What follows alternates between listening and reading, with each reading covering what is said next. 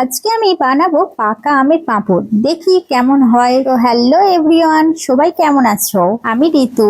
এখন আমের সিজন চলছে, তো বাড়িতে কিন্তু সবসময় আম রয়েছে। তাই ভাবলাম যে পাকা আমের পাঁপড় বানাই। তো তাই জন্য কয়েকটা আম নিয়ে নিয়েছি, তার খোসাগুলো ছাড়িয়ে নিচ্ছিলাম। আমের আঁটি আর খোলাগুলো বাদ দিয়ে যেটুকু অংশ নেওয়া যায় সেইটুকু অংশ কিন্তু নিয়ে নিচ্ছি একটা মিক্সিং জারে। তারপর কিন্তু দেখো একটা পেস্ট বানিয়ে নিয়েছি, কি সুন্দর হয়েছে পেস্টটা।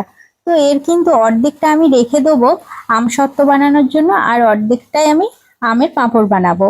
আর পাঁপড় বানানোর জন্য নিয়ে নিয়েছিলাম 150 গ্রামের মতো সাবু। 2 ঘন্টার মতো সাবুটাকে জলে ভিজিয়ে রেখে দিয়েছিলাম। এরপর কিছুক্ষণ ধরে কিন্তু সাবুটাকে ফোটাতে হবে। এরপর পেস্ট করে রাখা আমটা ওর উপরে দিয়ে দিলাম।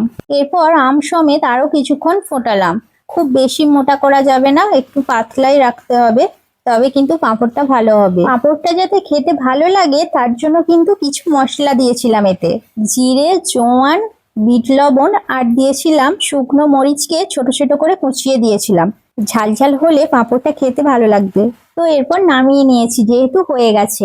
তো তারপর ছুটে ছাদে চলে আসলাম। ছাদে একটা ছোট্ট চিক পেতেছি, এই চিকটার মধ্যেই কিন্তু দেবো। রোদটাও কিন্তু খুব চড়া ছিল আর হাওয়াও দিচ্ছিল, তাই জন্য চিকটা বারবার উড়ে চলে যাচ্ছিল।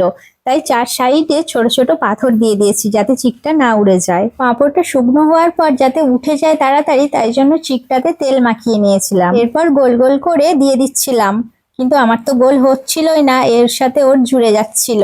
যাই হোক, কিন্তু রোদের এমন তাপ, আমি নিজেই তো পাঁপড় ভাজা হয়ে যাচ্ছিলাম পাঁপড় বানাতে গিয়ে, তবুও কিন্তু পাঁপড় খেতেই হবে। তো এখন টাটা। তো শুকনো হওয়ার পর কেমন হয়েছে পাঁপড়গুলো অবশ্যই কিন্তু তোমাদেরকে পরে ভিডিওতে দেখাবো। তো সবাই ভালো থেকো, সুস্থ থেকো।